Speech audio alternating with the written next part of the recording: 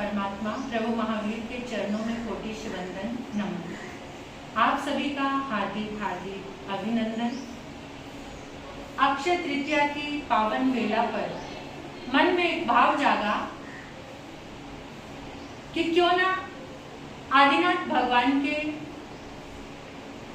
13 भवों की उस पावन गाथा की आराधना की जाए। उसके साथ साथ चलकर हम भी अपने जीवन का मंगल निर्माण करें। धर्म की आदि करने वाले, संस्कारों की आदि करने वाले, धर्म तीर्थ की आदि करने वाले आदिनाथ भगवान का जीवन एक अद्भुत जीवन। वैसे तो इस भारतवर्ष में, इस आर्यवर्त में समय समय पर अनेकों महापुरुष हुए हैं, लेकिन आदिनाथ भगवान उनमें बहुत अद्भुत थे, जिन्होंने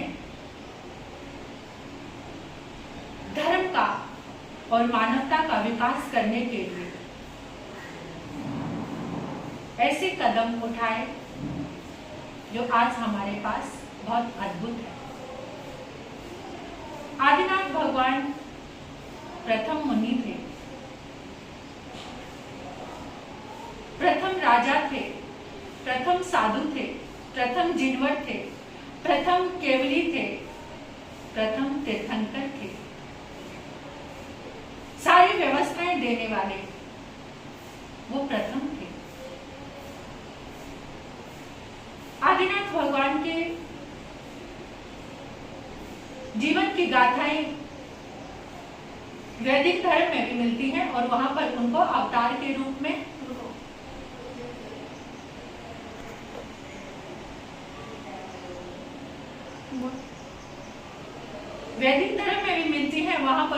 अवतार के रूप में माना है।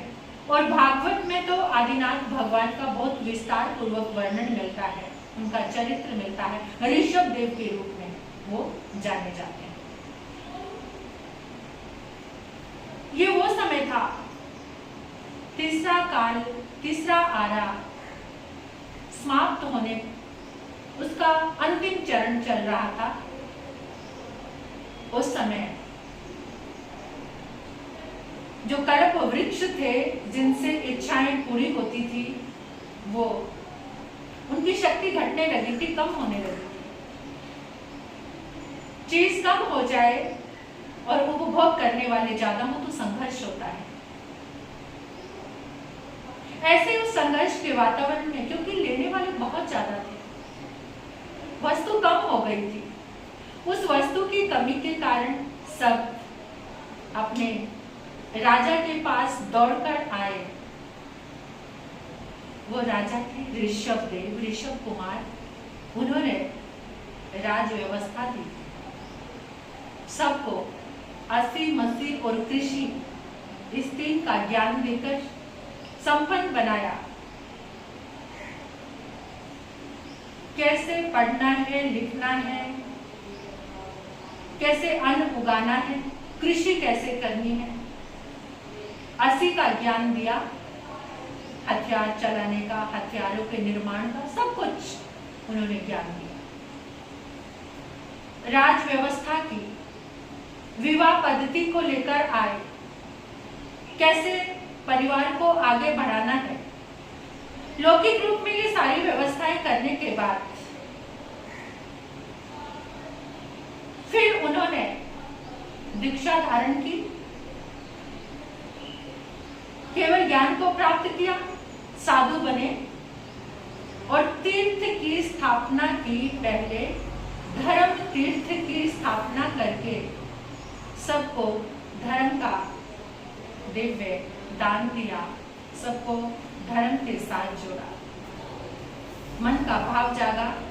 आदिनाथ भगवान के इस पावन चरित्र से हम भी, क्योंकि जैसे आराधना करेंगे, जो सुनेंगे, वैसे ही हम बन जाएंगे। तो मन का यही भाव है कि आदिनाथ भगवान के इस पावन चरित्र से अपने अंतर मन को पावन करें। 13 भवों की यात्रा। कैसे बने वो तीर्थंकर, कैसे बने वो ऋषभदेव, कैसे की उन्होंने धर्म की आदि, कैसे की उन्होंने संस्कृति की आदि, कैसे की उन्होंने संस्कारों की आदि।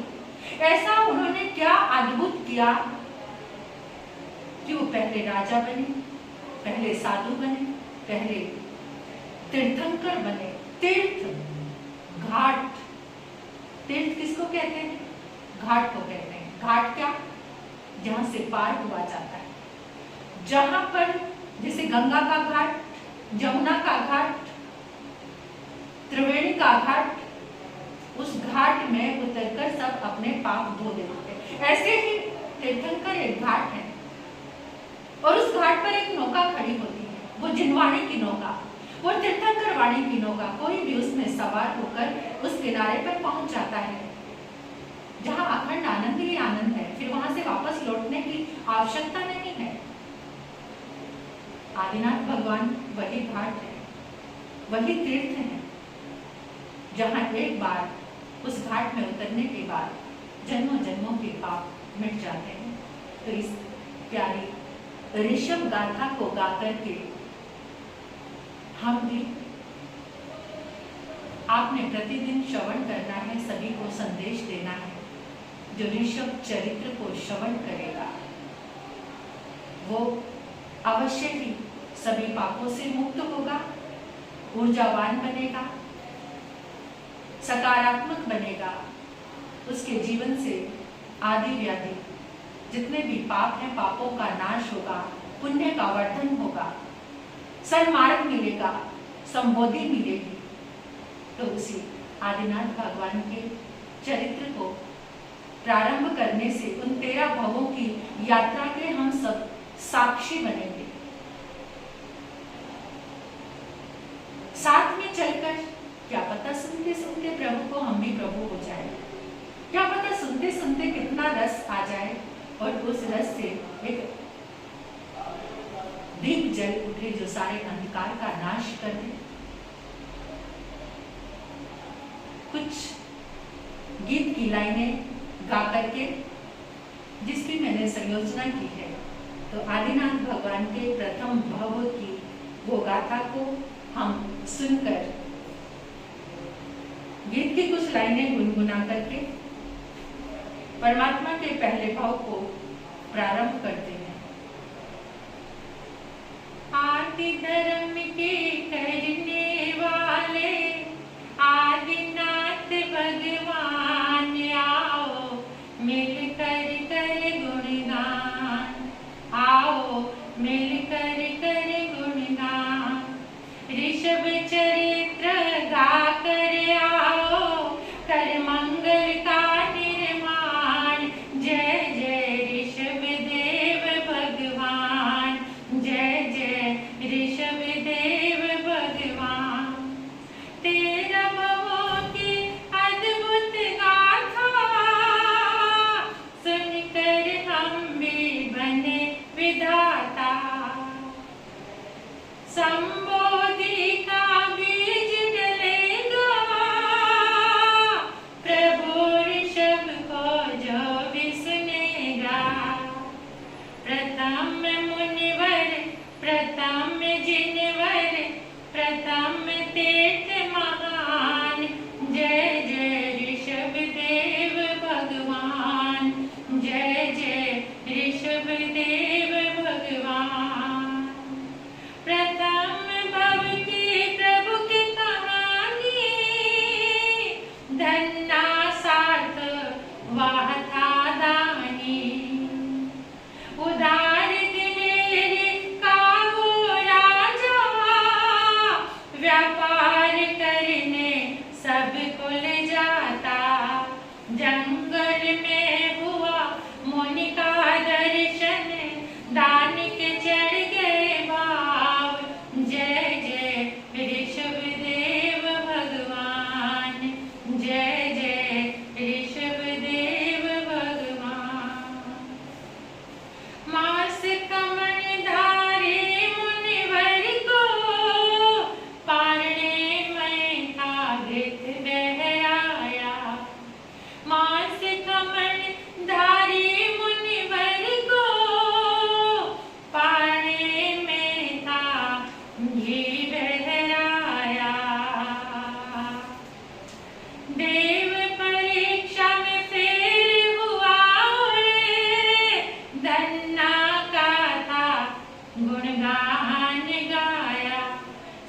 नामांकित रत्न तभी था पाया, धन्य बना भगवान। जय जय ऋषभ देव भगवान, आदि धर्म के करने वाले आदिनाथ भगवान। आओ मिलकर कर गुणगान, आओ मिलकर करे गुणगान। आदिनाथ भगवान के जीवन की 13 पड़ाव, 13 जन्म, एक रिश्तों की ऐसी अद्भुत गाथा। अगर कभी कुल याद करने का अवसर मिले तो सिर्फ आदिनाथ के कुल को याद करना। रिश्तों की एक ऐसी गरिमा जिनको साथ लेकर सबको कोई मुक्त करा दे, कोई सिद्ध बना दे, वो आदिनाथ भगवान होते हैं। जन्मों जन्मों तक हाथ थाम कर ले चले उन्हें अपने साथ। जो रिश्ते बने, फूल बने, मोक्ष तक साथ लेकर चलने वाले अद्भुत आदिनाथ भगवान। पहला भाव,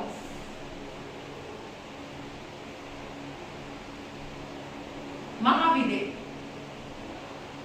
महाविदेह क्षेत्र 2 भागों में बटा हुआ है। पूर्व महाविदेह और पश्चिम महाविदेह। 16-16 विजय हैं दोनों की। पश्चिम महाविदेह में वप्रा विजय, क्षिति प्रतिष्ठ नगर। ऐसा सुंदर रमणीय नगर आप जानते हैं, महाविदेह में हमेशा चौथा आरा होता है। और चौथे काल के लोग कैसे होते हैं? सरल, सुबोध, प्रज्ञावान, जिनके कषाय में मंत्रता होती है।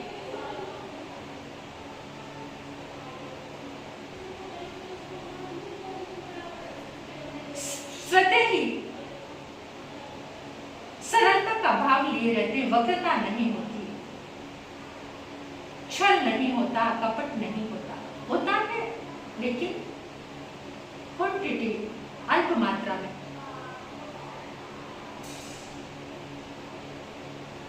क्षिति प्रतिष्ठ नगर, जिस शत्रु राजा नगर की शोभा ऐसी, जितना कहा जाए उतना ही अद्भुत। बाजार, मार्केट, भवन, चैताल्य, उद्यान, बाग एकदम अद्भुत, प्रजा भी अद्भुत। उसी नगर में धन्य सार्थवा, अद्भुत गुणों का धारी, गंभीरता, सरलता, दान, पुण्य, धर्म, सहयोग की भावना, अद्भुत। अनेकों सद्गुणों को लेकर कुछ लोग होते हैं कि जिनको बहुत पुरुषार्थ करके गुणों को प्रकट करना पड़ता है, और कुछ ऐसे होते हैं जो स्वतः ही लेकर जन्मते हैं। ये जन्मों जन्मों की पुण्यवाणी, जन्मों जन्मों का धर्म का साथ।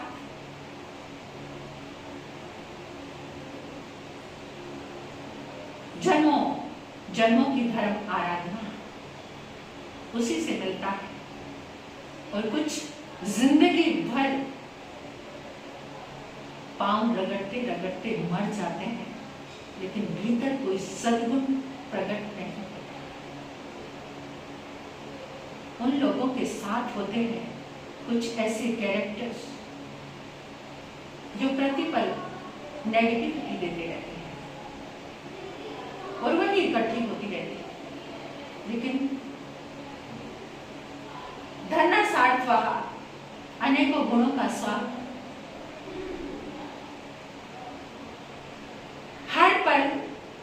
जब भी व्यापार करने जाता सबको साथ लेकर जाता, सबकी दरिद्रता मिटा देता। जो कुछ पास था पहला यही भाव रहता था कि सबको बांटूं, जो साथ में है उनको संपन्न बनाऊं, जो साथ में है उसका दर्द मिटाऊं, मेरे साथ रहने वाला कोई भी दुखी ना रहे। चौथे आर्य जैसे समय में रहने वाले ये धन्ना सार्थवार की कहानी है। लेकिन आज का इंसान पंचम काल में जीने वाला कितना खुदगर्ज, कितना स्वार्थी है। किसके लिए सोचते हैं? सिर्फ अपने लिए। धन्ना के जीवन की एक और अद्भुत खासियत थी, जब भी वो व्यापार के लिए जाते थे तो सबको साथ लेकर। ये नहीं कि अकेले अपने नौकर चाकर की सेना नहीं, वो पहले सबको कहलाते थे कि जिसको भी व्यापार करने चलना है वो धन्ना के साथ चले, उसके परिवार की पूरी जिम्मेदारी धन्ना संभालेगा। किसी को तनिक भी हताश, उदास होने की जरूरत नहीं। इस बार भी धन्ना ने सबको कहला दिया कि पूरा साथ तैयार हो रहा है, सबको चलना है व्यापार के लिए। जिसको जिस चीज की कमी है धन्ना उसको सहयोग करेगा, और पीछे से परिवार की चिंता करने की आवश्यकता नहीं है, क्योंकि परिवार को धन्ना संभालेगा, उनकी पूरी व्यवस्थाओं को। देखो ऐसी उदारता, सुनकर सीखने की जरूरत है और एक चीज छोड़ने की जरूरत है। आज हम तो अपने सगे भाई को भी ये बताना नहीं चाहते कि मेरी डीलिंग व्यापार की किसके साथ है, और अभी मैं कौन सा नया काम शुरू करने वाला हूँ, कौन सी नई चीज खरीदने वाला हूँ। अरे आज का इंसान तो यहाँ तक ऐसा हो गया है कि ड्रेस भी खरीदते समय सोचता है कि मेरी ड्रेस की कोई कॉपी ना कर ले, किसी को पता ना चल जाए, मैं सबके बीच में एक अकेला ही दिखूं सबसे अलग। लेकिन ये नहीं पता जो सबको साथ लेकर चलते हैं वो सबके प्रिय रहते हैं। सब एक काफिला हर वक्त उनके साथ चलता है सहयोग करने के लिए। जो अकेले भी चलना चाहते हैं वो अकेले ही रहते हैं।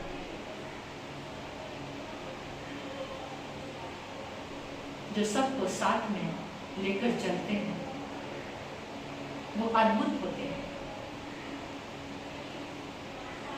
धन्ना तैयार हो गए व्यापार के लिए जाने के लिए। बसंतपुर नगर की ओर जाना है व्यापार के लिए। अपने सभी पारिवारिक जनों को आमंत्रित किया, बुलवाया, किस चीज की आवश्यकता है वो सब की पूर्ति की, क्योंकि वो व्यवहार कुशल भी बहुत थे। अध्यात्म भी उतना ही स्ट्रॉन्ग था और लौकिक व्यवहार भी उतना ही स्ट्रॉन्ग था। सब में स्ट्रॉन्गली वो आगे बढ़ते थे। हर कुछ सोच समझ और सूझबूझ के साथ उनके कदम आगे बढ़ते थे। धन्ना सार्थवार ने अग्र उद्यान में सबको, व्यापारियों को बुलाया। कोई छोटा था, कोई कम था, किसी के पास कुछ नहीं था। सबको एकत्रित करके उनका माल भरवाया और अपने भी 500 छकड़े, 500 छकड़ों में घी से भरे हुए घड़े रखे। 500 छकड़ों में इतना बड़ा लाम लश्कर के साथ पूरा काफिला चल रहा है। नगर से कई योजन दूर निकल गया। चलते चलते अनेकों तरह का वातावरण, जंगलों का रास्ता, कोई पैदल चल रहे हैं, कोई घोड़े पर हैं, कोई बैलगाड़ी में है। ऐसे काफिला चल रहा है, क्योंकि जिसके पास इतनी उदारता होती है उसके पीछे चलने के लिए सब तैयार हो जाते हैं और सब साथ साथ में चल रहे थे। और चलते चलते ग्रीष्म ऋतु आ गए, गर्मी से सब कुमला गए, पाँव में पहने हुए चप्पल जूते भी फट गए, किसी को ठोकर लग रही है, किसी को प्यास लग रही है, किसी को भूख लग रही है, गर्मी में हताश उदास और सब खोज कर रहे हैं कहीं तो कुछ मिल जाए जहां रुकने के लिए इस गर्मी में थोड़ा सा चैन मिले। और इतने में ही एक सरोवर नजर आता है। सरोवर के किनारे पर काफिला रुका, आसपास बहुत छायादार वृक्ष थे, सभी जाकर फटाफट छायादार वृक्षों के नीचे आराम से कोई बैठ गया, कोई लेट गया, कोई सो गया। ठंडी ठंडी सरोवर की हवा आ रही है, भोजन बना, सबने भोजन किया। उसी जंगल में एक गुफा के अंदर धर्म घोष जी महाराज मांस खमन करते थे, पारणा करते थे और पारणा भी अभिग्रह के साथ करते थे। और देखो अद्भुत एक संयोग क्या जुड़ा कि जिस दिन धन्ना सातवां वहां पहुंचे, मुनि का मांस खमन पहले दिन ही पूरा हुआ और उस दिन उनका पारणा था। और पारणे में अभिग्रह क्या रखा था कि जंगल में ही कोई आहार बहराएगा तो मैं पारणा करूंगा। गुफा से स्नेह शने चलते मुनि बाहर निकले। जैसे ही बाहर आए एकदम धन्ना की दृष्टि पड़ी और दौड़ा रोम रोम पुलकित हो गया, रोम रोम हर्षित हो गया। खुशी के मारे अंतर हृदय में हिलोरे उठने लगी। ऐसे जंगल में आज सोने का सूर्य उगा है, मुनिराज आए हैं। मुनिराज, ओह मेरा भाग्य जाग उठा, मैं धन्य हो गया, सचमुच में आज मेरा नाम सार्थक हो गया, धन्ना धन्य हो गया। दौड़े दौड़े गए, अष्टांग उत्तांग किया, अष्टांग मुनि के चरणों में लेटकर वंदन किया। अहोभाव के साथ प्रार्थना की। भगवान धन्ना सभी चीजों का ज्ञाता था, सचित अचित के भेद को जानता था, धर्मनिष्ठ था।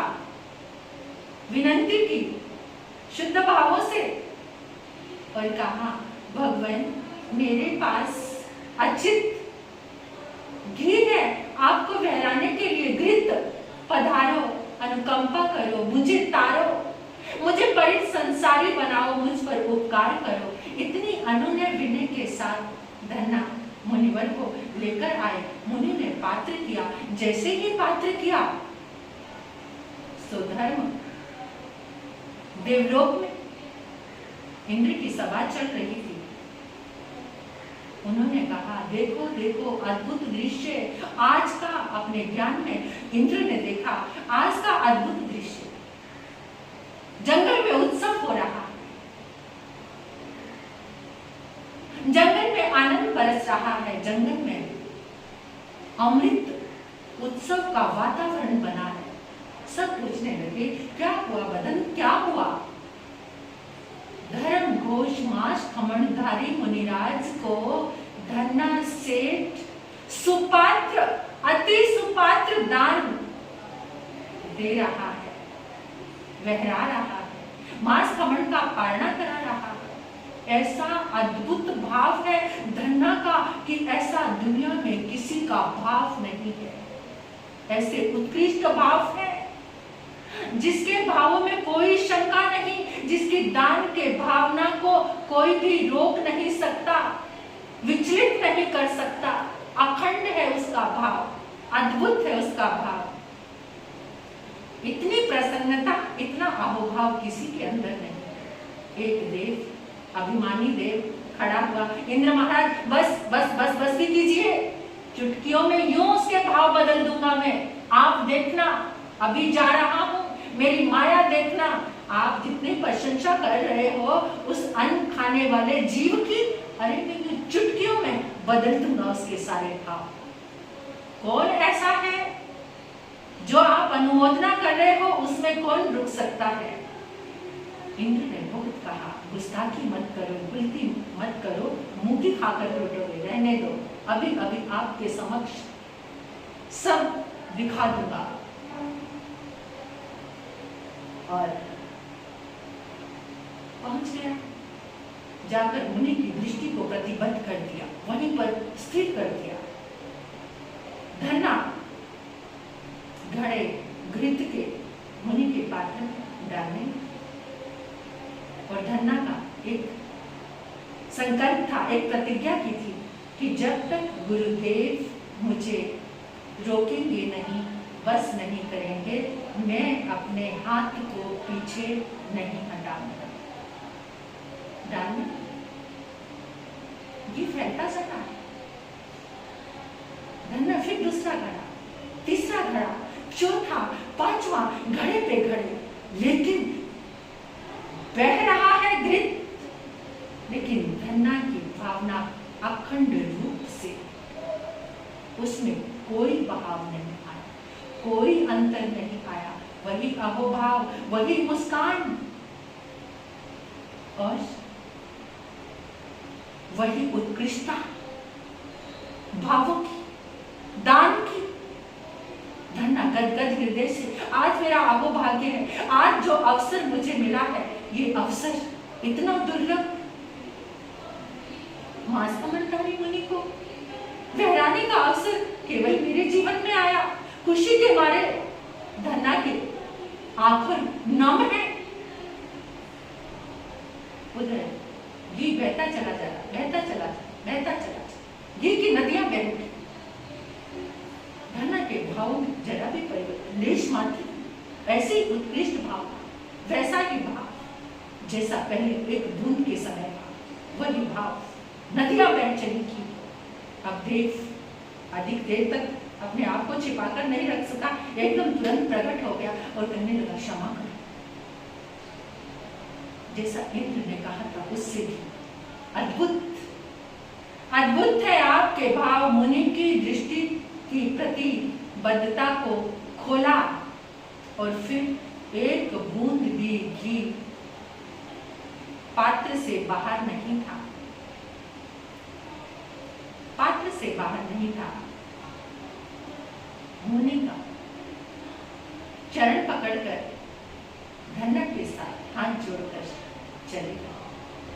धन्ना ने सुपात्र दान किया, रोम रोम पुलकित था। उस सुपात्र दान को देते देते इतना रस आया, इतना रस, धन्ना का रोम रोम रस से,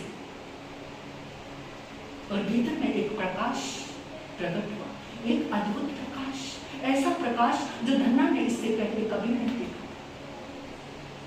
सम्यक भावों का प्रकाश, सम्यक्त्व का प्रकाश आहार देते देते धन्ना के जीवन में धन्यता चरम शिखा पर पहुंची। मुनि आहार लेकर चले गए, घृत से, केवल घृत से मांस कमण का पारणा किया। धन्ना तो इंतजार में थे, आज धन्ना के पांव धरती पर नहीं टिक रहे थे।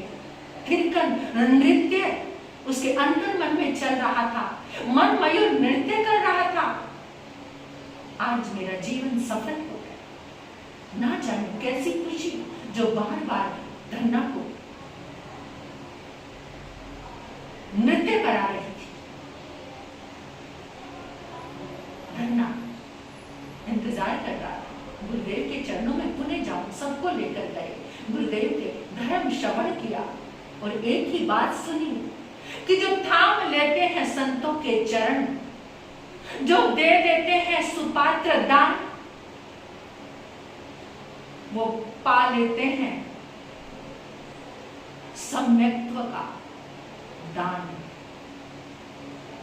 धन्ना आज तो सम्यक ज्ञान स्वीकार करो, सम्यक दर्शन, सम्यक चरित्र की ऐसा उद्बोधन दिया। धन्ना तो अब धन्य होकर बसंतपुर पहुंचा, व्यापार किया, विवेक धर्म को साथ लेकर। धन से तो संपन्न वो जीवन में बहुत बार हुआ था, लेकिन आज धर्म से संपन्न होकर अपने नगर में लौटा। यहां से प्रारंभ हुई वो आदि यात्रा ऋषि ऋषभ देव बनने की ये नींव थी, ये पहला भव था, ये पहली यात्रा थी, ये पहला मुकाम था, ये पहला पड़ाव था, जहां उस रोशनी को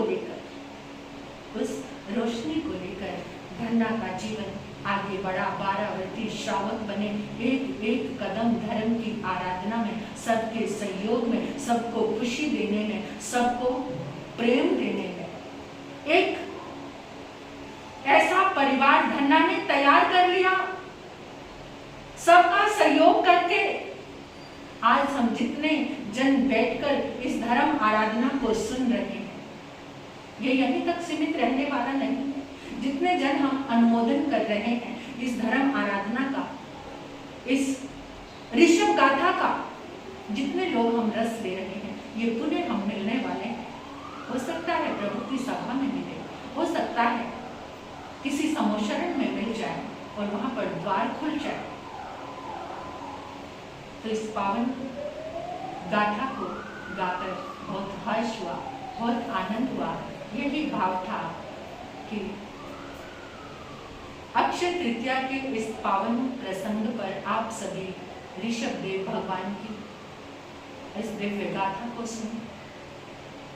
प्रभु का गान करते करते हम प्रभु को जाएं, प्रभु से प्यार करते करते हम भी सबके प्रिय हो जाएंगे। ये निश्चित रूप से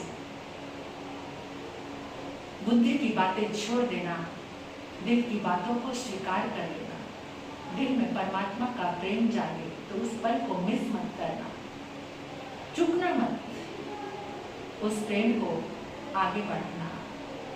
बुद्धि से जुड़ते रहोगे तो संसार में ही भटकते रहोगे, दिल से जुड़ोगे तो परमात्मा के चरणों में जरूर पहुंच जाएंगे।